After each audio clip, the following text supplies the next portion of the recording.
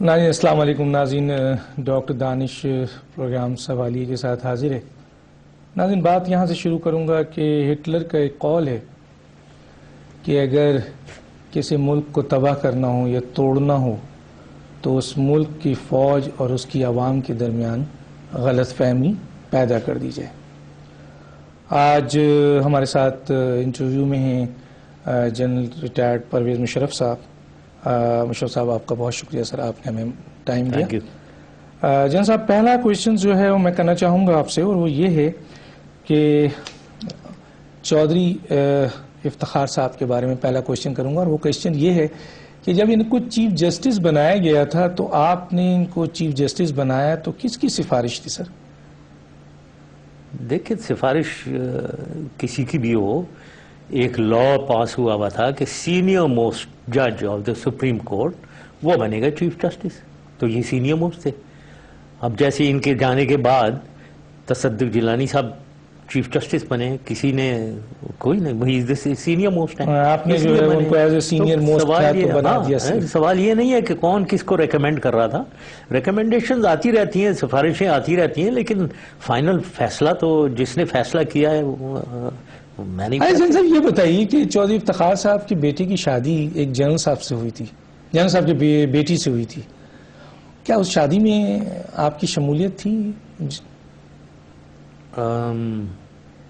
مجھے یاد نہیں ہے، میرے خیال میں نہیں، میں نہیں گیا تھا. نہیں گئے تھے؟ نہیں، اور یاد نہیں ہے مجھے. لیکن کیا آپ نے اس میں کوئی شادی میں کوئی رول ادا کیا تو ان کے درمیان رشتوں کے سلسلے میں؟ ایک بڑا امپورٹنٹ پوائنٹ ہے جو میں چاہتا ہوں کہ آپ ضرور بتائیے. نہیں، ایسا کوئی سلسلہ نہیں تھا. ٹھیک ہے سر. سر یہ بتائیں چودھری صاحب، چودھری افتخار صاحب کو تو نکال دیا گیا، 3 دن تک وہ خاموش بیٹھے رہے. 3 دن بعد اصغر خان صاحب ان سے ملے تھے، اور اصغر خان صاحب سے جیسی انہوں نے ملاقات کی ہے تو چودھری افتخار صاحب بہت ایکٹیو ہو گئے، نکل آئے، زور آ گیا ان میں. تو کیا آپ کو یہ کچھ علم ہے کہ یہ کیا ہوا واقعہ؟ اور تھوڑا سا یہ کہ اصغر خان صاحب کو چودھری افتخار صاحب کے پاس کس نے بھیجا تھا؟ اگین مجھے معلوم نہیں ہے، خود گئے ہوں گے، اور مجھے یہ بھی نہیں معلوم ہے کہ ان کی کیا باتیں ہوئی ہیں. فرینکلی مجھے پتہ نہیں ہے. آپ کو نہیں پتا؟ نہیں. آپ کو یہ بھی نہیں پتا کہ اصغر خان صاحب کسی بہت ہی بڑی بین الاقوامی طاقت کے کہنے پر چودھری افتخار صاحب سے ملے ہیں جو ذرائع کہتے ہیں؟ مطلب اصغر خان صاحب تو میرے بڑے ویل وشر تھے. میں ان کے پاس، میں انہیں کال آن کرتا تھا. ایبٹ آباد ان کے گھر گیا ہوا ہوں میں. اور عمر اصغر ان کے بیٹے جو تھے وہ میرا ایک منسٹر تھے شروع میں، پہلے 3 سال میں. تو میری تو اچھے تعلقات تھے. تو میں امیجن نہیں کر سکتا ہوں کہ اصغر خان صاحب نے جا کر میرے خلاف کوئی باتیں کی ہوں. اچھا جن صاحب یہ بتائیں کہ یہ جو آپ کا ٹرائل کیا جا رہا ہے اس کے اوپر ہم ابھی بات کریں گے، لیکن جو میرا کویشچن یہ ہے کہ اگر یہ اس میں آپ کو بری کر دیا گیا، اس اسپیشل کورٹ نے یا کورٹ نے آپ کو بری کر دیا اس آرٹیکل 6 سے، جو کہ آپ جا رہے ہیں، اس کو فیس کرنے جا رہے ہیں، تو کیا آپ میاں نواز شریف صاحب کے اوپر حق عزت کا دعویٰ کریں گے بری ہونے کے بعد؟ پہلی چیز تو میں نے یہ اتنی دور کی سوچ نہیں رہا ہوں میں. دوسرا نہیں، میرے خیال میں تو نہیں، میں نے کبھی سوچا نہیں میں نے اس کے بارے میں. اس قسم کی چیزیں میرے خیال میں یہ جو سیاست جو ہے نا، وینڈیٹا کی، وینڈکٹیونیس کی سیاست، اس میں نے پہلے بھی نہیں بلیو کبھی کیا ہے، اور آئندہ بھی میں نہیں بلیو کرتا اس میں. مثلا آپ جو ہے حق عزت کا دعویٰ نہیں کریں گے کہ انہوں نے آپ کو، ایک جنرل کو، ایک سپہ سالار کو، جس نے پاکستان کے لیے اس وقت جو ہے پاکستان کی بہتری کے لیے کام کرتے ہوئے یہ جو کچھ بھی کیا تھا، اور آج اس کو سنگل آؤٹ کر کے وہ نہ صرف پاکستان کے اس سپہ سالار کو اس پر غداری کا مقدمہ لگایا جا رہا ہے بلکہ پوری فوج میں لائن ہو رہی ہے، اس پہ آپ کچھ نہیں کہیں گے؟ سوچا نہیں ہے میں نے کہ یہ پہلی دفعہ کوئی سوال کر رہا ہے اس قسم کا دانش. میں نے کبھی سوچا نہیں اس کے بارے میں. اس وقت سوچیں گے جب سر اس کیس کا فائنل فیصلہ ہوگا. اچھا سر یہ بتائیں کہ خدا نہ خواستہ اس ملک میں انصاف کا جو حال ہے وہ آپ بھی جانتے ہیں، ہم بھی جانتے ہیں. ابھی آپ کے کیس کے سلسلے میں بھی میں آگے بات کروں گا جو کچھ بھی ہوا ہے. خدا نہ خواستہ سر اگر آپ کو سزا دے دی گئی تو کیا آپ سزا کو اسی کورٹ سے لینے کے بعد کیا ریکویسٹ نامہ یا معافی نامہ وزیر اعظم میاں نواز شریف صاحب کو پیش کریں گے؟ یہ بھی میں نے سوچا نہیں ہے اس کے بارے میں، لیکن میں معافیاں مانگنے کا عادی نہیں ہوں، یہ میں کہنا چاہوں گا۔ اچھا سر، آپ کو موجودہ کورٹ سے، یہ جو کورٹ ہیں، یہ جو ابھی اسپیشل کورٹ بنی ہے، اس سے انصاف ہوتا ہوا نظر آ رہا ہے سر؟ میں چاہوں گا سر ذرا ڈیٹیل میں مجھے بتائیں۔ امید رکھتا ہے آدمی، لیکن جو میں ایکسپیرینس کر رہا ہوں پہلے شروع سے، مطلب میں الیکشنز سے مجھے جو ڈسکوالیفائی کیا گیا ہے، ادھر سے اگر شروع کیا جائے، چار جگہ سے میں الیکشن میں کھڑا ہو رہا تھا، 4 کانسٹیٹیونسی، ہر جگہ ہر پروونس سے مجھے ڈسکوالیفائی کیا گیا، تو مجھے ایک نے تو یہاں تک کہ مجھے صادق اور امین میں نہیں ہوں، کیونکہ میں نے 2004 میں کوئی وردی اتارنے کا وعدہ کیا تھا اور میں نے نہیں اتاری تو میں جھوٹ بولا، تو صادق اور امین میں نہیں ہوں، مطلب 342 جو بیٹھے ہوئے ہیں وہ سب صادق اور امین ہیں، میں جس نے ایک پیسے کی کچھ کرپشن نہیں کیا ہے، اور میرے خیال میں جھوٹ بھی میں کبھی نہیں بولا ہوں، میں صادق اور امین نہیں ہوں۔ anyway، یہ ہے، دوسرے کورٹس نے جو کچھ بھی کیا وہ آپ کو پتہ ہی ہے میرے خیال میں، جبکہ میں کسی ایک کیس میں بھی ایکیوز وہ کنوکٹ نہیں ہوا ہوں، تو لیکن پھر بھی ڈسکوالیفائی ہو گیا۔ دوسرے پھر یہ بگٹی کیس ہے، بے نظیر کیس ہے، لال مسجد کیس ہے، یہ سب ایسے کیسز ہیں جو ہوئے، یہ 2006-07 میں کیس شروع ہوئے، 2009-10 میں اور 13 میں، یہ اس کا لال مسجد کیس تو 2013 میں شروع ہوا ہے، جبکہ وہ 2007 کا ہے، 6 سال بعد، اور جبکہ ایک کمیشن بیٹھی ہے، کمیشن نے پوری رپورٹ سبمٹ کر دی ہوئی ہے۔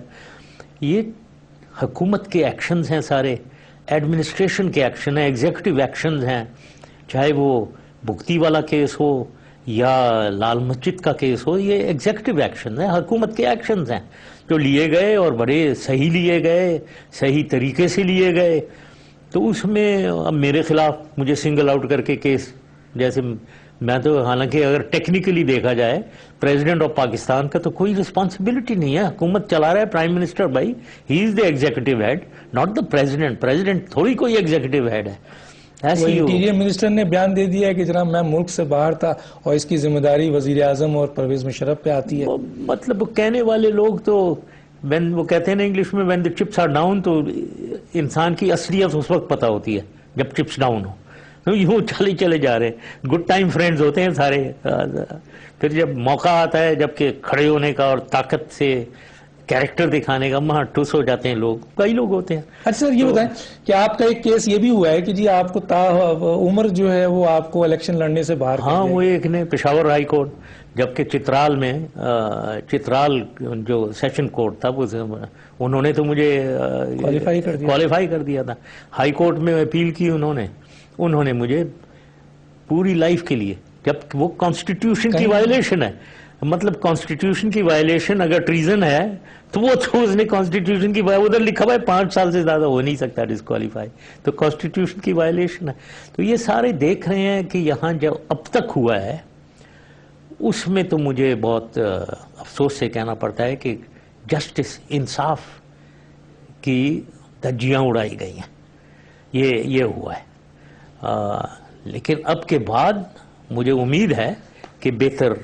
لیکن پھر ابھی بھی دیکھیں نا، 3 اپلیکیشنز آپ کی ایک ساتھ مسترد کر دی گئی، ایک دم اٹھا کے پھینک دیا گیا، آپ کو کچھ سنی نہیں ہے، تو آپ کو کیسے نظر آیا؟ آپ سمجھتے ہیں کہ انصاف ہوتا ہے؟ اگر سر انصاف ہوتا ہوا نظر نہیں آئے گا آپ کو، جیسے کہ سٹارٹ ہو گیا، پوری دنیا دیکھ رہی ہے اس کیس کو، واچ کر رہی ہے، پورے پاکستانی اس کو واچ کر رہے ہیں، اس میں آپ کو پسند کرنے والے بھی ہیں، ناپسند کرنے والے بھی ہیں۔ اگر واقعی ایسی ہی صورتحال رہی اور جسٹس سے انصاف نظر نہیں آ رہا ہو، تو کیا آپ عالمی عدالت کو رجوع کریں گے یا اس عدالتی اس پروسیس کا بائیکاٹ کریں گے؟ دیکھیں، یہ لیگل ایشوز ہیں، میں نے اتنی ڈیپتھ میں تو دیکھا نہیں ہے، ظاہر ہے اس لیگل پروسیس کو اینڈ تک لے کر جائیں گے ہم، مطلب یہ تو ایک کمیشن بیٹھا ہوا ہے، اور جنہوں نے وہ اپیلز جو ہماری پٹیشنز جو برخاست کی ہیں ان کے اگینسٹ بھی ہم ٹیک اپ کر رہے ہیں اور اینڈ تک لے کر جائیں گے اسے. سپریم کورٹ تک تو جانا ہے, تو مجھے امید ہے کہ سپریم کورٹ میں جسٹس ملے گی. وہ الٹیمیٹ ادارہ ہے ہمارا, اگر وہاں بھی جسٹس نہیں ہے تو پھر تو یہ اللہ تعالیٰ کے پاس ہی جانا پڑے گا. اچھا چودھری افتخار صاحب کو آپ یہاں پر تھوڑا سا اگر میں پوچھوں کہ ان کی جو پچھلے دنوں رہی جو بھی سپریم کورٹ میں رول اور آپ کے کیسز میں جس طریقے سے انہوں نے اسپیشل کورٹ بنانے کے لیے لوگ بھی دیے, وزیر اعظم نے مانگا بھی, وزیر اعظم نے کیبنٹ سے بھی نہیں پوچھا, وزیر اعظم نے صدر سے بھی اپروول نہیں لیا, اور چودھری افتخار صاحب سے کہا کہ جی آدمی دے دیجئے, انہوں نے آدمی نکال کے دیے. اس پہ تو میں آگے جا کے بات کروں گا. تو چودھری صاحب اور آپ کے کیس, اب تو وہ سپریم کورٹ کے نہیں رہے, لیکن کیسا دیکھا ان کو آپ نے؟ مجھے ایک وینڈیٹا بالکل, جبکہ میں نے انہیں جب وہ شروع سے اگر 2007 سے یاد کیا جائے, مارچ 2007 ایک ریفرنس آیا ہے فرام دا پرائم منسٹر, وہ میں نے سپریم جوڈیشل کاؤنسل کو بھیجا ہے جو بالکل لیگل اور کانسٹیٹیوشنل ایکشن ہے. انفارچونیٹلی وہ سپریم جوڈیشل کاؤنسل نے اس کو وہ ریفرنس کو پڑھا بھی نہیں, وہ اس کو آگے چلا گیا, وہ جو کچھ بھی ہوا. اب اس کے بعد وہ سپریم کورٹ کے بینچ نے ان کو بحال کر دیا, میں نے ایکسیپٹ کیا انہیں. اب اس وقت تک وہ ختم ہو جانا چاہیے تھا. ایک جو ہے نا یہ انسٹیٹیوشنز ہیں, پلرز آف اسٹیٹ ہیں, میں ایگزیکٹو میں ہوں, یہ جوڈیشری کے ہیڈ ہیں, تو یہ آئی تھنک یہ کانفلکٹ ختم ہو جانا چاہیے تھا, لیکن انفارچونیٹلی نہیں ہوا. وہ چلتا گیا, وہ کانفلکٹ آگے چلتا گیا. وہی اس میں کیونکہ ججمنٹ کوئی نہیں ہوئی اس جو ریفرنس کے اوپر, تو یہ 3 نومبر آیا, تو یہ سلسلہ چلتا رہا. اور اب جب میں واپس آیا ہوں, آئی تھاٹ کہ کچھ جسٹس ہونا چاہیے یہاں, اور بہت سے اور وجوہات تھے جس کی وجہ سے میں آیا, لیکن میں نے دیکھا کہ وہ جسٹس میرے خیال میں انہوں نے سرٹنلی عدل اور انصاف نہیں دیا مجھے. چودھری افتخار صاحب نے آپ کو عدل و انصاف نہیں دیا. اچھا یہ بتائیں سر, بہت امپورٹنٹ کوشچن ہے, میں چاہوں گا کہ ضرور آپ اس کے اوپر اپنی رائے بھی دیں, اور وہ یہ ہے کہ چودھری افتخار اس بینچ کا حصہ تھے جس بینچ نے آپ کو 3 سال دے دیا تھا, اور یہ ظفر علی شاہ کیس کا تھا. کیا آپ چودھری افتخار صاحب کے خلاف درخواست دیں گے کہ وہ آپ کے ہمراہی تھے؟ اگر وہ جرم ہے تو پھر اس جرم میں شریک بھی تو آنے چاہیے نا سر. ہاں وہ تو سارے لیگل, یہ ہم میرے جو لائرز ہیں وہ اس پورے چیز کو دیکھ رہے ہیں. ظاہر ہے کہ وہ جو وائلیشن آف دا کانسٹیٹیوشن ہے, ایمرجنسی لگانا, اور اس کی جو لیگل ایلیمنٹس ہیں وہ آپ دیکھ رہے ہیں اخبار میں. اس کے ڈیٹیل میں نہیں جانا چاہوں گا, لیکن وہ ظاہر ہے ایبیٹرز جو ہیں, یہ آرٹیکل 6 جو لگ رہا ہے, آرٹیکل 6 کا 1 ہے, 1, 2 اور 3 ہے, 1 صرف نہیں ہو سکتا, 2 اور 3 بھی ہے آگے. تو میں اس کو یہیں چھوڑوں گا. ظاہر ہے 2 اور 3 ہونا چاہیے. اگر عدل اور انصاف کی بات ہو رہی ہے تو اس میں تو وہ ہے. لیکن سر کیا آپ کی طرف سے آپ سمجھتے ہیں کہ آپ کا پوائنٹ آف ویو کلیئر ہے کہ ایسے وہ تمام لوگ جو کہ اس وقت ان تمام چیزوں میں شامل تھے, مشاورات میں شامل تھے, سب چیزوں میں شامل تھے, ان کو اس کیس میں آنا چاہیے؟ دیکھیے میری سوچ چاہے کچھ بھی ہو, یہ تو لیگل ایک ایشو ہے. لیگل ایشو میں تو سب انوالو ہیں بالکل. وہی جیسے میں نے کہا آرٹیکل 6 کا 1, 2 اور 3 ہے, 2 اور 3 اپلائی ہونا چاہیے, اور اس کو کب سے ہونا چاہیے وغیرہ, یہ سارے لیگل ایشوز ہیں جو کورٹ میں چلیں گے ظاہر ہے. تو میری سوچ مطلب یہ کوئی پرسنلائزڈ ایشو تو ہے نہیں. تو جو لا کہہ رہا ہے میں تو اس کی انٹرپریٹیشن آپ کسی لائر سے پوچھ لیں, وہ یہی کہے گا کہ وہ تو ہے, کوئی اس میں شک والی بات نہیں ہے. تو جنہوں نے آرٹیکل 6 بنایا ہے, جنہوں نے آرٹیکل 6 کانسٹیٹیوشن کا حصہ دیا ہے, اور جو کانسٹیٹیوشن کے آرٹیکل 6 میں جو بھی پیراز ہیں, جو اس کی ریکوائرمنٹ ہے, وہ فلفل ہونا چاہیے. جی ہاں بالکل ہونا چاہیے. ٹھیک ہے جنرل صاحب, ایک بریک پہ جانا ہے. ناظرین ایک بریک پہ ہیں, جنرل مشرف صاحب ہمارے ساتھ ہیں, اور جنرل مشرف صاحب کے ساتھ ویسے تو 1-2 انٹرویو ہو چکے ہیں, لیکن آج ہمارا انٹرویو ہے. کچھ امپورٹنٹ کوشچنز ہیں جو ہم چاہیں گے کہ جنرل صاحب کے ذریعے آپ تک پہنچایا جائے, اور ہم ان ایشوز کو بھی سامنے لائیں گے جو بہت امپورٹنٹ ایشوز ہے، جو آنے والے وقت کی تاریخ کا دھارا بدلے گا، جو پہلے بھی ماضی میں ایسے کچھ واقعات ہوئے جن پر نظر نہیں ڈالی گئی، نہ اداروں نے ڈالی، نہ اس ملک کے اسٹیک ہولڈرز نے ڈالی، اور نہ اس ملک کے اہم ادارے نے ڈالی، اور نہ عوام نے ڈالی، جس کا نتیجہ بہت خراب ہوا۔ ہم اس ایشو پہ آگے چل کے بہت امپورٹنٹ کویشچن کریں گے اور اس کا جواب بھی آپ کے سامنے لائیں گے۔ ایک چھوٹا سا بریک، پھر آتے ہیں۔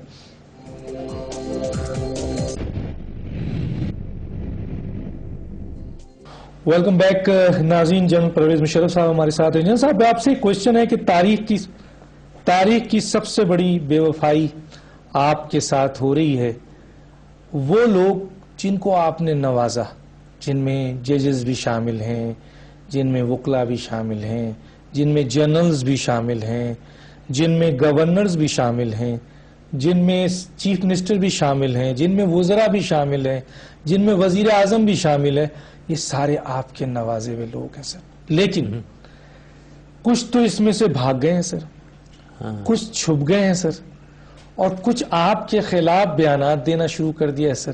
کیا میسج دیں گے سر ان لوگوں کو؟ مطلب میسج تو میں یہی دوں گا کہ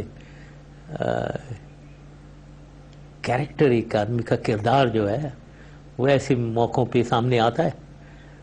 انفارچونیٹلی ہمارے جن کی بھی آپ یہ باتیں کر رہے ہیں، ان کو یہ فکر اپنی ذات کی ہے، ملک سے ان کی کوئی لگاؤ نہیں ہے۔ جیسے میرے ساتھ انہوں نے کیا ہے، جو اب حکومت میں ہیں وہ ان کو بھی چھوڑ دیں گے اگر یہ حکومت نہ ہو۔ وہ تو حکومت میں ہونا چاہ رہے ہیں اپنی پرسنل گینز کے لیے۔ انفارچونیٹلی یہی ہمارا بدقسمتی سے ایک کردار ہے جو صرف میرے ساتھ نہیں ہے، سب کے ساتھ ایسے ہی ہوا ہے۔ آپ اگر پولیٹیکل ایرینا میں دیکھیں، سب کے ساتھ یہی ہوا ہے۔ ہونا نہیں چاہیے، کردار دکھانا چاہیے آدمی کو، اور کچھ پرنسپلز ہونے چاہیے، پرنسپلز کے اوپر چلتے ہوئے ایک موقف اختیار کرنا چاہیے، جو انفارچونیٹلی نہیں ہے۔ ان کے پرنسپل جو ہے وہ ذات ہے، اپنے ذات کا فائدہ ہو، تو لہٰذا جو بھی گورنمنٹ میں آ رہا ہے اس کو دیکھتے ہیں کہ ہوا ادھر چل رہی ہے، وہ اس کی طرف لہر چل پڑتی ہے، ادھر چلو۔ تو یہ ہوا ہے سر۔ آرمی انسٹیٹیوشنز آپ نے بڑا سرو کیا ہے اور بہت، بلکہ جنگ بھی لڑی ہے، آپ کا بڑا آپ کی قربانی بھی ہے اس آرمی انسٹیٹیوشنز کے لیے، اور پھر آپ اس ملک کے آرمی کے سپہ سالار بھی بنے۔ لگتا یوں ہے عام لوگوں کو کہ اس ادارے نے آپ کو ابینڈن کر دیا ہے، آپ کا ساتھ چھوڑ دیا ہے، جبکہ ایسے موقع پہ آپ کو سنگل آؤٹ نہیں کیا جا سکتی، کسی صورت میں نہیں کیا جا سکتا، کیونکہ آپ کے ساتھ آرمی ادارہ منسلک ہے، آج اور کل بھی اس پر ایفیکٹ پڑے گا۔ کیا کہتے ہیں؟ دیکھیں، یہ تو اگر یہ بات بالکل صحیح نہیں ہے کہ آرمی نے، مطلب آرمی کے 5.5 لاکھ لوگ جو ہیں انہوں نے مجھے چھوڑا ہو، پھر تو میں بہت ہی برا لیڈر رہا ہوں، میں بہت برا آرمی چیف رہا ہوں۔ لیکن مجھے یہ معلوم ہے کہ یہ بات صحیح نہیں ہے۔ یہ لوگ جہاں بھی میں نے کمانڈ کیا ہو، بٹالین سے لے کر بریگیڈ، ڈویژن، کور، آرمی، جہاں میں نے پڑھایا، اسٹاف کالج میں، نیشنل ڈیفنس کالج میں، جو کوئی کورسز میں نے کیے فوج کے، ہر جگہ میرا ایک مطلب I am proud of the fact کہ میرا ایک رتبہ رہا ہے، اور لوگ میرے سے بہت میرے ساتھ ہوتے تھے۔ لیڈرشپ اصلی تو میں ہمیشہ کہتا رہتا ہوں کہ لیڈرشپ یہ رینک سے نہیں ہوتی ہے، اصلی لیڈرشپ ہے یہ رینک پھینک دو، اور پھر اگر لوگ آپ کی طرف آئیں کہ یہ ہے ہمارا لیڈر، بغیر رینک ہے، وہ لیڈرشپ ہے۔ اگر رینک کے ساتھ کر رہے ہو وہ تو کمانڈ ہے، کمانڈ کر رہے ہو تم، لیڈ نہیں کر رہے، کمانڈ کر رہے ہو۔ تو میرے خیال میں ہمیشہ لیڈ کرتا رہا ہوں۔ تو یہ بالکل بات صحیح نہیں ہے کہ 5.5 لاکھ لوگوں میں جائیں، آپ معلوم کریں ذرا کیا ان کے تاثرات ہیں، کیا ان کی فیلنگز ہیں، اور مجھے پورا یقین ہے آپ یہ بات صحیح نہیں پائیں گے، وہ سب میرے ساتھ ہیں۔ ٹھیک ہے۔ سر یہ بتائیے کہ جب آپ اس ملک سے باہر تھے، بہت اچھے حالات تھے، یہاں پر آپ کے مخالفین بھی تھے، سپریم کورٹ میں آپ کے سب سے بڑے وکٹمائز جج بیٹھے ہوئے تھے، ان کے ساتھی بھی تھے، جو وہ ساتھی کہتے بھی ہیں کہ میرے ساتھی ہیں سارے. اس کے ساتھ ساتھ یہاں پر ایسی حکومت آنے والی تھی جو آپ کے اس ایکٹ کے سلسلے میں اس کو نقصان پہنچا تھا، اور وہ بھی برملا کہہ رہے تھے کہ جس طریقے سے لگ رہا تھا کہ وہ آپ کے شدید دشمن ہیں. پھر آپ کو یہ بھی اثرات نظر آ رہے تھے کہ جو ساتھی تھے وہ آپ کا ساتھ چھوڑ چکے ہیں، اور میں نے کہا بھاگ چکے ہیں یا چھپ گئے ہیں، چاہے وہ کسی بھی طبقے سے تعلق نہیں، وہ چھپ گئے ہیں، وہ بھاگ گئے ہیں. تو وہ لوگ جو تھے وہ ان حالات کو دیکھتے ہوئے، اور پھر اس قسم کا بگٹی کیس، لال مسجد کیس، آپ کو پاکستان لایا گیا ہے یا آپ پاکستان خود آئے ان حالات کو دیکھتے ہوئے بھی؟ نہیں، میں بالکل خود آیا ہوں. یہ لایا بالکل نہیں گیا ہے مجھے، میرا اپنا فیصلہ تھا. اس کی کچھ وجوہات تھیں، اب اگر آپ سننا چاہتے ہیں میں وجوہات بتاتا ہوں. بالکل بتائیں. سب سے پہلے تو میرا آنا ملک کو میں دیکھ رہا تھا، ملک کی صورتحال کو دیکھ رہا تھا. اس کی بنا پہ پہلی چیز تو کہ میں نے اپنے بارے میں ہمیشہ کہتا ہوں کہ میں کوئی عام آدمی نہیں ہوں جس نے جی ایک ٹکٹ لے کر سوٹ کیس پکڑ کے آنا ہے. میں اس ملک میں 8 سال میں ہیلم آف افیئرز پہ رہا ہوں، تو یہ عام آدمی کا فیصلہ نہیں تھا. کیونکہ میں ہیلم آف افیئرز میں رہا ہوں، اور مجھے بڑا فخر ہے کہ میں نے اس ملک کے لیے بہت کچھ کیا ہے، اس کی عوام کے لیے، خاص طور پہ غریب عوام کے لیے بہت کچھ کیا ہے. تو میرے میں ایک یہ کانفیڈنس تھی کہ مجھے آنا چاہیے واپس، ملک میں واپس آنا چاہیے، اپنے ملک کے عوام کے پاس آنا چاہیے. مجھے لوگوں میں اپنے دوست ہیں، یہاں رشتہ دار ہیں، ویل وشرز ہیں، اور اپنا گھر ہے، اس میں مجھے واپس آنا چاہیے. کیونکہ میری ایک سوچ اگر آپ دیکھیں، جب میں نے کہا نا کہ میں عام آدمی نہیں تھا، میری سوچ تھوڑی، بیکاز میں ہیلم آف افیئرز میں رہا ہوں، ایک ملک اور عوام کے بارے میں سوچ ہو گئی تھی. ایک سوچ میری ایگزالٹڈ سوچ تھی، اپنی نہیں تھی کہ میں نے سوٹ کیس پکڑ کے آنا ہے. تو یہ پہلی تو یہ میں نے بتایا آپ کو کہ ایک ملک اور عوام، اس کی سوچ تھی. دوسرا میں نے دیکھا کہ پولیٹیکل ریالٹیز کیا ہیں یہاں. پولیٹیکل ریالٹیز یہ تھیں کہ پاکستان بالکل نیچے جا رہا تھا، تباہی کی طرف جا رہا تھا.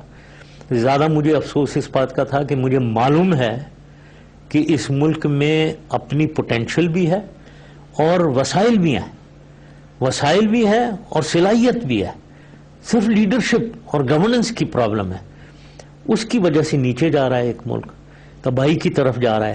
میں نے یہ دیکھا تو میں نے سوچا کہ اس میں کوئی بھی اگر کوئی کنٹریبیوٹ کر سکتا ہے اسے کنٹریبیوٹ کرنا چاہیے. اگین میں نے سوچا کہ یہ پولیٹیکل، اسی لیے میں نے پارٹی بنائی. پھر میں نے یہ دیکھا کہ کیا یہ ماحول پاکستان کا ایسا ہے کہ یہ تبدیلی مانگ رہے ہیں لوگ. مطلب میرے آنے کا کیا فائدہ ہے؟ اور جو پالیٹکس ہی میں آ گیا نا، میں نے APML بنائی، پولیٹیکل فیلڈ میں آ رہا تھا. اس پہ بھی مجھے لگا کہ ہاں یہ چاہتے ہیں، تبدیلی مانگ رہے ہیں، لوگ رو رہے ہیں، تبدیلی مانگ رہے ہیں. میرے خیال میں ابھی بھی یہی صورتحال ہے.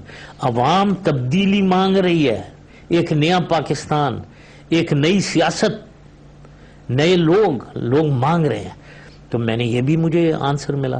پھر میں نے سوچا کہ یہ ذات برادری کا نظام ہے ادھر، سبھی سمجھتے ہیں ذات برادری کا ہے، کسی کو عام، میں ذات برادری والا نہیں آدمی ہوں. تو کیا ایسی صورتحال ہے کہ ہم تبدیلی لا سکتے ہیں، یا وہی ذات برادری کے نظام میں چلیں گے اور وہی لوگ پھر آ جائیں گے؟ میں نے پھر مجھے دیکھا کہ دیکھیں بھٹو صاحب کے زمانے میں، بھٹو صاحب آئے 70s میں، ذوالفقار علی بھٹو، اس وقت بھی ذات برادری کا نظام تھا. لیکن ان کے ساتھ جو لوگ آئے اور جو لیڈر جو الیکٹ ہوئے، وہ اس ذات برادری کی نظام میں نہیں تھے، عام لوگ تھے. بعض لوگوں کا پتہ بھی نہیں تھا، بڑے بڑے بت گر گئے تھے. ہاں وہ آ گئے. کیوں؟ یہ کیسے ہوا؟ یہ اس لیے ہوا کہ پاکستان ایک مصیبتوں میں گھرا ہوا تھا، ایک ڈیمورلائزیشن تھی، ٹوٹل مایوسی تھی قوم میں. یہ 70s، ارلی 70s میں آپ یاد رکھیں. اس لیے لوگوں نے تبدیلی کی طرف گئے، ذات برادری چھوڑ دی. تو وہ بھی مجھے لگا کہ نہیں ذات برادری چھوڑ سکتے ہیں، عوام مانگ رہی ہے تبدیلی. اور اس کی پروف میں سمجھتا ہوں کہ عمران خان اور طاہر القادری ان دو نے پروف دیا ہے کہ عوام تبدیلی مانگ رہی ہے. یہ آئے ہیں، انہوں نے ایک تبدیلی کا نعرہ لگایا، انہوں نے ایک لیڈرشپ نئی لیڈرشپ کا انہوں نے وعدہ، کچھ لوگوں نے دیکھا اس کی طرف چل پڑے. تو یہ سارا یہ میں نے دیکھا. پھر میں نے یہ لیگل کیسز کے بارے میں سوچا، یہ بھی ہیں. تو پولیٹیکل ایک ہو گیا، اب لیگل کی کیسز. لیگل کیسز میں دیکھو مجھے ایبسکانڈر ڈکلیئر کیا ہوا ہے، مجھے میرے اگینسٹ اریسٹ وارنٹس نکلے ہوئے ہیں، وہ انٹرپول کو لکھ رہے ہیں. وہ مجھے معلوم ہے ان کے ادھر سے جواب کیا آیا انٹرپول سے. مجھے تو ہر طرف عزت مل رہی تھی، مجھے کوئی ایسی بات نہیں تھی کہ کوئی بھی مجھے کوئی خطرہ ہو مجھے کسی کا. باہر ہر جگہ میں جاتا تھا، almost presidential security and reception مجھے ملتا تھا. تو وہ پھر میں نے سوچا کہ یہ کیسز میں میری پراپرٹی سیلڈ ہے، میرے اکاؤنٹ فروزن ہے، کیا یہ میں ایسے ہی فیوجیٹو بن کے باہر بیٹھا رہا ہوں؟ اور میرے یہ تو میں آتا ہوں کیسز کو، جب کبھی میں 10 سال بعد آؤں گا پھر بھی وہی کیسز ہوں گے. تو اس کو فیس کرنا پڑے گا اور اس بھون میں گھس کے سوئم کراس کرنا پڑے گا. تو وہ مجھے جواب مل گیا. سیکیورٹی کے الگ ایشوز ہیں، وہ ہم نے اپنا جو میں آگے کرنا ہے. سر میں ایک اور بات پوچھنا چاہوں گا، جنرل کیانی صاحب، جنرل کیانی صاحب آپ کے دور میں D G I S I, اس کے بعد چیف آف آرمی بنے، اس کے بعد گزشتہ 5 سال ان کا کہنا ہے کہ انہوں نے پاکستان پیپلز پارٹی کی اس حکومت کو سپورٹ، جمہوریت کو سپورٹ کیا، سو کالڈ. ہمارا ان بات پہ اختلاف ہے کہ انہوں نے ایک ایسی انہوں نے جمہوریت کو سپورٹ نہیں کیا بلکہ انہوں نے حکومت کو سپورٹ کیا، اور وہ حکومت جس نے پاکستان کو تباہی کے دہانے پہ پہنچا دیا، اور مزید اس حکومت کو جو 6 مہینے میں اس وقت پوری دنیا دیکھ رہی کیا ہے. جنرل کیانی صاحب کا رول پچھلے دنوں جب آپ آئے ہیں، فوج کے ایک سپہ سالار کے اوپر غداری کا کیس اور دوسرا سپہ سالار خاموش، کیا کہیں گے؟ یہ پرسنلائزڈ سوال ہے، میں اس کے اوپر میں کامنٹ نہیں کرنا چاہتے. اچھا سر، میں اس پہ ایک جنرل کامنٹ لیتا ہوں. کیا میسج جا رہا ہے سر؟ ایوب خان غدار، یحییٰ خان غدار، ضیاء الحق غدار، اسلم بیگ غدار، اور پرویز مشرف جو ہے وہ غدار. تو یہ میسج کیا دنیا کو جائے گا سر؟ کس طریقے سے دنیا پاکستانی فوج کو دیکھے گی؟ کیا یہ ملائن نہیں کیا جا رہا ہے پاکستانی فوج کو؟ دیکھیں، فوج سب سے پہلے تو افسوس سے کہنا پڑتا ہے، اگر ہم سب غدار ہیں تو بڑی ہی افسوسناک سچویشن ہے اس ملک کی، کہ اس ملک کی وہ فوج جو میں سمجھتا ہوں اس کی سینٹر آف گریوٹی ہے. ملک کی، پاکستان کی سینٹر آف گریوٹی افواج پاکستان ہے، خاص طور پہ آرمی. اس کا سپہ سالار غدار اگر ہے، بڑا ہی افسوس ہے ہمیں کہ یہ غداروں کو ہم بناتے رہے ہیں چیف، آرمی چیف. یہ بالکل، یہ لوگ باتیں کرتے ہیں خواہ مخواہ میں غداری کی، اور جو اصلی جو اس ملک کی تباہی کو کرتے ہیں آ کر گورنمنٹ، وہ غدار نہیں ہے. اگر آپ ملک کی سوشیو اکنامک ڈیولپمنٹ دیکھیں، یہ جن کے بھی نام لیے ہیں آپ نے، ایوب خان ہیرا، ڈکٹیٹر ایوب خان سارا غدار ہے. اسی کے زمانے میں ایگریکلچر ریولوشن آئی، اس نے منگلہ ڈیم بنایا، تربیلا ڈیم بنایا، وارسک ڈیم بنایا، خانپور ڈیم بنایا، یہ ادھر والا ڈیم، یہ ڈیم بنایا ہے. تو ہم کیا بات کر رہے ہیں؟ اس نے انڈسٹریل ریولوشن لایا، فرٹیلائزرز ان کے زمانے میں، ہیوی مشینری پلانٹ سارے ان کے زمانے میں آئے، ریفائنریز ان کے زمانے میں. دنیا میں ایک رتبہ تھا. تو کیا بات کر رہے ہیں ہم؟ کیا غدار؟ ایون ضیاء الحق کے زمانے میں دیکھیں آپ، ہمیں سوشیو اکنامک پیرامیٹر سارے اوپر جا رہے تھے. اور مجھے بڑا فخر ہے کہ میرے زمانے میں تمام سوشیو اکنامک فیکٹ، کوئی چیز آپ لے لیں، کوئی ایک چیز لے لیں پاکستان کی یا عوام کی، غربت کے لحاظ سے کسی عوام کی خوشحالی، ملک کی ترقی، ایک بھی چیز لے لیں، میں چیلنج سے کہتا ہوں کہ آپ کو اس میں ترقی، بہت زیادہ ترقی، چھوٹی موٹی بھی نہیں، وہ نظر آئے گی. تو غدار یہ ہوتا ہے، غدار وہ ہوتا ہے جو ملک اور عوام کے لیے کچھ دے اور لے نہیں، وہ غدار ہے. تو یہ کیا، یہ ہم کیا کر رہے ہیں؟ دھوکہ دے رہے ہیں، عوام کو بیوقوف بنا رہے ہیں، بس چل رہا ہے. تو لیکن اس پہ میں ایک اور کامنٹ دینا چاہوں گا، بڑا امپورٹنٹ کامنٹ. دیکھنے یہ اگر دیکھیں یہ صورتحال یہی جو ہے، جمہوری نظام آتا ہے. مجھے ایک بھی جمہوری نظام بتا دیں جس میں سوشیو اکنامک فیکٹر میں اوپر گئے ہوں، ایک بھی 1947 سے بتا دیں مجھے، ایک بھی نہیں ملے گا آپ کو. ہر دفعہ ہم نیچے. تو یہ کیا چکر کیا ہے؟ یہ ہے صرف لیڈرشپ اور گورننس کی پرابلم ہے. یہ کیسی ہے؟ وہ ملٹری مین آتا ہے وہ تو اوپر لے جاتا ہے، دوسرے آتے ہیں اس کو نیچے. یہ گورننس اور لیڈرشپ، گورننس اور لیڈرشپ کہاں سے نکلتی ہے؟ پولیٹیکل سسٹم سے نکلتی ہے نا. یہی ڈیموکریٹک سسٹم، پولیٹیکل سسٹم. تو اس پولیٹیکل ڈیموکریٹک سسٹم سے صحیح لیڈرشپ، صحیح گورنمنٹ نہیں نکل رہی ہے 47 آنورڈز. تو میری نظر میں میری ناقص رائے یہ ہے، after seeing Pakistan for 8 years and now, ہمیں اس کی ری انجینئرنگ چاہیے. اپنے پولیٹیکل سسٹم کی، ڈیموکریٹک سسٹم کی ری انجینئرنگ چاہیے. اس کے اندر چیکس اینڈ بیلنسز ڈالنے پڑیں گے تاکہ صحیح گورننس آئے، صحیح لیڈر ملیں اور اچھا چلائیں. اور اگر اچھا نہیں چلا رہے ہیں ان کے اوپر چیک ہونا چاہیے. تو یہ ساری چیزیں بہت امپورٹنٹ چیزیں ہیں. سر مجھے بریک کے لیے کہا جا رہا ہے، اور جن صاحب نے بالکل صحیح بات کہی. بات دراصل کہنے کا یہ ہے کہ کیا اس ملک کے سسٹم کو چلانے والے اور اس کے بینیفیشری، جو اس سسٹم کے بینیفیشری ہیں، کیا اس ملک میں ایک ایسا چیک اینڈ بیلنس یا ایک ایسا نظام لانا چاہیں گے جس نظام کے تحت پاکستان کی 98% لوگوں کو خوشحالی ملے، اس ملک کو ترقی ملے، انسٹیٹیوشن مضبوط ہو؟ وہ کبھی نہیں چاہیں گے. وہ چاہیں گے صرف 200 خاندان جو 66 سال سے اس ملک پر قابض ہے، جیسے جن صاحب نے کہا کہ چیک اینڈ بیلنس. تو یہ ایک سوال ہے، یہ ایک بہت بڑا ایشو ہے. کسی وقت جن صاحب سے اس پہ بھی ہم بات کریں گے. بہرحال ایک چھوٹے سے بریک، پھر بریک کے بعد دوبارہ بات کریں.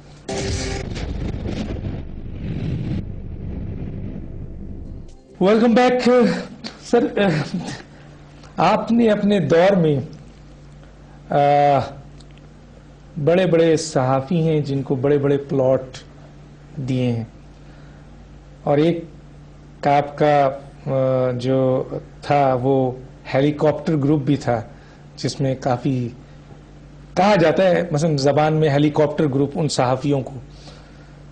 کیا سر وہ صحافی جنہیں آپ نے نوازا، میں نے تو ابھی جرنلز کی بات کی، دوسری چیزوں کی بات کی، وہ اب نظر آتے ہیں، ملتے ہیں آپ سے، یا وہی حال ہے جیسے اور دوسرے لوگوں کا ہے؟ پہلی چیز تو دانش، میں نے کسی کو کوئی پلاٹ نہیں دیا. فرینکلی میں ان چیزوں میں انوالو بالکل، میں سمجھتا تھا ان چیزوں میں سے میں باہر. یہ پیسے ویسے کا نظام، کوئی لفافہ نظام جو ہوتا ہے، مجھے کوئی پتہ نہیں ہے. بلیو می، مجھے نہیں معلوم کہ لفافہ کون کس کو دے رہا تھا، کون کیا کرتے ہیں، لیکن میں اس کے اگینسٹ تھا. تو یہ پلاٹ دینے والا نظام میرا نہیں ہے. میں نے کسی کو پلاٹ نہیں دیا. کسی کو میرے دور میں اگر ملا ہو تو اس نے کسی اور ذریعے سے لیا ہوگا، میرے سے نہیں لیا اس نے. ٹھیک ہے نا. باقی رہا جو آپ کہہ رہے ہیں، میں میڈیا سے، وہ بہت لوگ کہتے ہیں I am the victim of my own creation. بعض لوگ کہہ دیتے ہیں کہ جی نہیں ہم نے تو بڑی جد و جہد کی. ارے بھائی کون سی جد و جہد ہو رہی تھی اس زمانے میں؟ 90% لوگ بلیو می، میرے اپنے کیبنٹ میں جب یہ میں نے 2000 میں فیصلہ کیا تھا کہ یہ پرائیویٹائز کرو، اسے اگینسٹ تھے اس کے، کہ بلکہ نہیں ہونا چاہیے.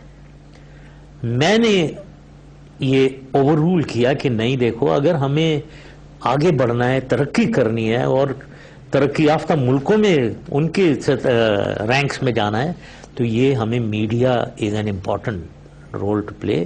اس کو ہمیں پرائیویٹائز کرنا چاہیے، ایکسپینڈ کرنا چاہیے، اور کیا ہم نے.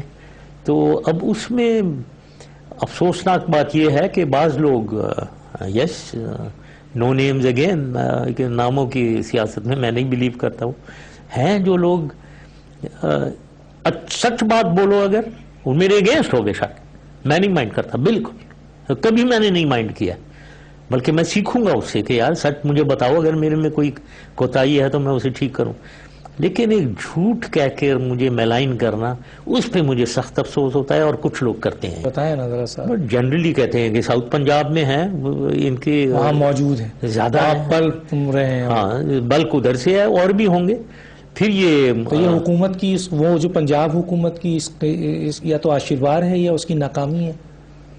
ناکامی ہے، اور آشروار شاید نہ ہو، لیکن کم از کم وہ انگریزی میں جو کہتے ہیں دے ٹرن اے بلائنڈ آئی، اس کو اگنور کر دیتے ہیں، کیونکہ یہ جو شہباز شریف نے کہا نا فرقہ وارانہ جو ہے، مجاہدین تھے وہ اب دہشت گرد بن گئے جب ان کو تھریٹ ملی ہے. ہاں صحیح بات وہ ہے، وہ تو ہے. ابھی یہ فرقہ وارانہ جو کر رہے ہیں، یہ جتنے بھی سپاہی صحابہ والے، کئی دفعہ انہوں نے کہا بھی ہے، یہ جو ہزاراز کو مارا جا رہا ہے، کون مار رہا ہے، یہ کیا کر رہے ہیں؟ ہم اتنی اچھی کمیونٹی ہے. میں ہمیشہ ان کے بارے میں کہتا ہوں، بیکاز میں سمجھتا ہوں پاکستان میں کی ایک بہترین کمیونٹی ہے، یہ بہت ایجوکیٹڈ ریفائنڈ لوگ ہیں، ان کو مارا جا رہا ہے ایسے ہی. سو یہ ہمیں معلوم ہے کون کر رہا ہے. پھر بلوچستان کو لیں، یہ جو ابھی بلوچستان میں جو اتنا غدر ہوا ہے، علیحدگی پسند لوگ آئے ہیں. BLA کون کر رہا ہے، یہ کون ہے، پتہ نہیں ہے کیا ہمیں، وہ الگ ایک ایشو ہے. پھر یہ افغانستان ریلیٹڈ ہے، طالبان، القاعدہ فورنرز ہیں. کیا کیا جائے سر؟ اس کو ایک ایک کی الگ اسٹریٹجی ہے ہر چیز کی، اور ان سے میں ہمیشہ کہتا ہوں پوزیشن آف اسٹرینتھ، سب سے پہلے تو پوزیشن آف اسٹرینتھ میں آیا پہلے تو سب کے بارے میں، چاہے وہ BLA ہے وہاں بیٹھا ہوا بلوچستان میں، چاہے یہ طالبان ہیں جو پاکستان کو اٹیک کر رہے ہیں، چاہے وہ القاعدہ باہر کے ہیں، ان کو تو کوئی حق ہی نہیں پہنچتا کہ ہمارے ملک کو استعمال کریں دہشت گردی کے لیے. یا پھر یہ جو سیکٹیرین کر رہے ہیں پنجاب میں بیٹھے ہوئے ہیں تمام سے، یا پھر کراچی میں بھی اب طالبان پہنچ گئے ہیں، ان کی ANP سے اپنے ہی لوگوں سے بھی، ایتھنک لوگوں سے بھی جھگڑا ہے، پھر ادھر ایتھنک فساد بھی ہے. سب کے الگ سے اسٹریٹجی بنائیں، پوزیشن آف اسٹرینتھ میں آئیں. پہلے تو حکومت بہت طاقتور ہوتی ہے. الحمدللہ پاکستان فوج 5.5 لاکھ کی فوج ہے، دنیا میں 5ویں 6ٹھی فوج تو ہماری ہے. بہت طاقت ہے ہماری، استعمال طاقت ہونی چاہیے، اس کو صحیح راستے میں طاقت کو استعمال کرنا چاہیے، نہ کہ وہ خود بیچارے شہید ہو رہے ہیں اور ادھر سے کوئی پالیسی اتنی ویگ ہے کہ وہ شہادت وہ بیچارے اتنے ہو رہے ہیں. جو مجھے بہت افسوس ہوتا ہے کہ بھائی کسی ڈائریکشن میں جانا چاہیے، اور جب فورس اسٹیبلش ہو جائے پھر بات چیت ضرور کرنی چاہیے، پولیٹیکل ڈائل. لیکن ان سے بات چیت نہیں ہو سکتی جو پاکستان کے خلاف ہوں، جو پاکستان کی سالمیت کے خلاف ایکشن کر رہے ہیں اور کہہ رہے ہیں، TV پہ بول رہے ہیں. ان سے کوئی بات چیت نہیں ہو سکتی. یا تو اپنے ویوز چینج کریں پہلے، پھر بات چیت کریں. اور یا پھر جو دہشت گردی پھیلا رہے ہیں پاکستان میں، ان سے جو باہر فورنرز آئے ہوئے ہیں، ان سے فورنرز سے کیا بات چیت ہے؟ چھوڑیں، پاکستان کے باہر جائیں جی، ورنہ ان سے ملٹری ایکشن ہے. تو یہ ہے. یہاں پہ رکوں گا سر کیونکہ بریک کے لیے جا رہا ہے. ناظرین، یہاں پہ مشرف صاحب سے ہمارا پہلا جو انٹرویو ہے وہ کمپلیٹ ہوا ہے، لیکن ہم دوسرا اپنا کنٹینیو کریں گے انٹرویو ایک، اور یہ ہمارا آج کا جو انٹرویو ہے یہ ہم یہاں پر اینڈ کریں گے. اور دوسرا انٹرویو جو دوسرے دن آپ سیٹرڈے کو اس کو ہم آن ایئر کریں گے، وہ ہم آپ کو آگے سیٹرڈے کو دیں گے. جنرل صاحب آپ کا بہت شکریہ پہلے انٹرویو پہ، اور پھر ہم ناظرین دوسرے انٹرویو کی طرف جائیں گے، اور اس سے پہلے ہم اجازت چاہیں گے. ڈاکٹر دانش کو اجازت دیجیے. اللہ حافظ.